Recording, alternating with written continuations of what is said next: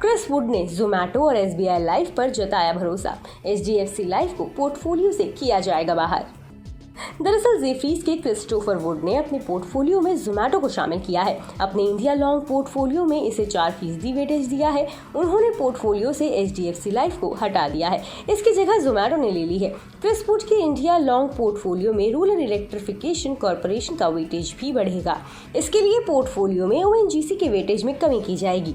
Zomato Chris Wood के global long only portfolio में शामिल होगी, उसमें भी इसका वेटेज 4% होगा। ग्लोबल लॉन्ग ओनली पोर्टफोलियो में जोमैटो को शामिल करने के लिए चीन के ऑनलाइन प्लेटफॉर्म JD.com और अलीबाबा में 2 परसेंटेज पॉइंट इन्वेस्टमेंट घटाया जाएगा। मार्च तिमाही में जोमैटो का लॉस घटकर 187.6 करोड़ रुपए रह गया। एक साल पहले की मार्च तिमाही में ये 359.7 करोड़ रुपए था। साल दर साल आधार पर कंपनी का रेवेन्यू भी 70% बढ़ा है। जोमैटो के क्विक कॉमर्स बिजनेस को छोड़ दिया जाए तो बाकी बिजनेस एडजस्टेड एबिटेडा लेवल पर प्रॉफिट में आ गए हैं। कंपनी के मैनेजमेंट को भी नेट लेवल पर प्रॉफिट में आ जाने की उम्मीद है। उसका मानना है कि अगली 4 तिमाहियों में क्विक कॉमर्स बिजनेस सहित पूरा बिजनेस मुनाफे में आ जाएगा। इस साल जोमैटो के शेयरों में 12% तेजी देखने को मिली है। हालांकि अभी भी इसका प्राइस 76 रुपए की IPO प्राइस के मुकाबले कम है। HDFC लाइफ के शेयरों का प्रदर्शन कमजोर रहा है। इसमें पिछले 12 महीनों में स्थिरता देखने को मिली है। इस साल भी इसका प्रदर्शन कमजोर रहा है। क्रिस वुड ने अपने नोट ग्रीड एंड फियर में लिखा कि विदेशी निवेशक चीन से पीछे हटने के बाद बतौर नेट बायर्स इंडियन मार्केट में लौट रहे हैं। मार्च से अब तक उन्होंने $7 अरब के शेयर खरीदे हैं। उन्होंने लिखा है कि एक मसला ये है कि MSCI बेंचमार्क्स में इंडिया की हिस्सेदारी उसकी इकोनॉमी के साइज को देखते हुए काफी कम रही है। उन्होंने नोट में लिखा है कि हाल के सालों में जापान को छोड़कर एशिया के लॉन्ग ओनली पोर्टफोलियो में ग्रीड एंड फियर का एक्सपोजर औसतन 40% रहा है।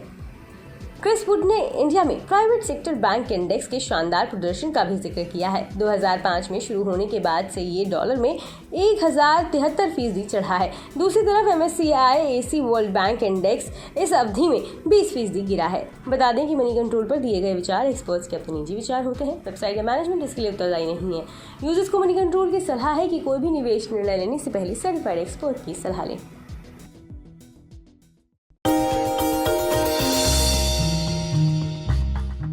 डू यू नो में आज हम बातचीत करने वाले हैं हर घर का चहेता ब्रिटानिया के बारे में। दरअसल ब्रिटानिया आपको आमतौर पे एक बिस्किट कंपनी लगती होगी, लेकिन ब्रिटानिया एक बिस्किट कंपनी ही नहीं है, बल्कि कन्फेक्शनरी कारोबार में एक काफ़ी बड़ी फूड जाइंट के तौर पे आप इस कंपनी को देख सकते हैं।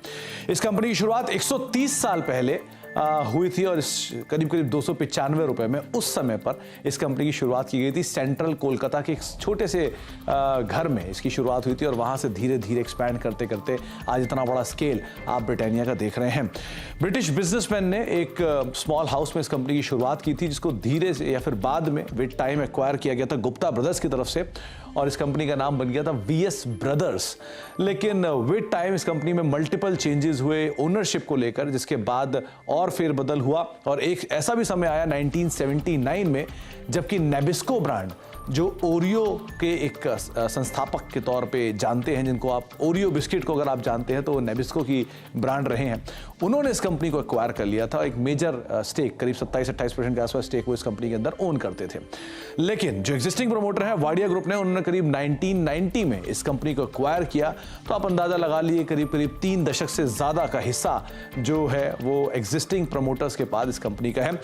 इसके अलावा एक और इंटरेस्टिंग फैक्ट ये भी है कि वर्ल्ड वॉर 2 जब हुआ था तो इस कंपनी को एक ऑफिशियल पार्टनर के तौर पर चुना गया था। जो ये कंपनी जो सैनिक थे उनको फूड बिस्किट्स प्रोवाइड कराती थी, जो कि उनके आगे के लिए कामकाज करते थे। तो एक बड़ा इंटरेस्टिंग फैक्ट ये भी है कि आर्मी को भी ये कंपनी सप्लाई करती थी वर्ल्ड वॉर 2 के अंदर।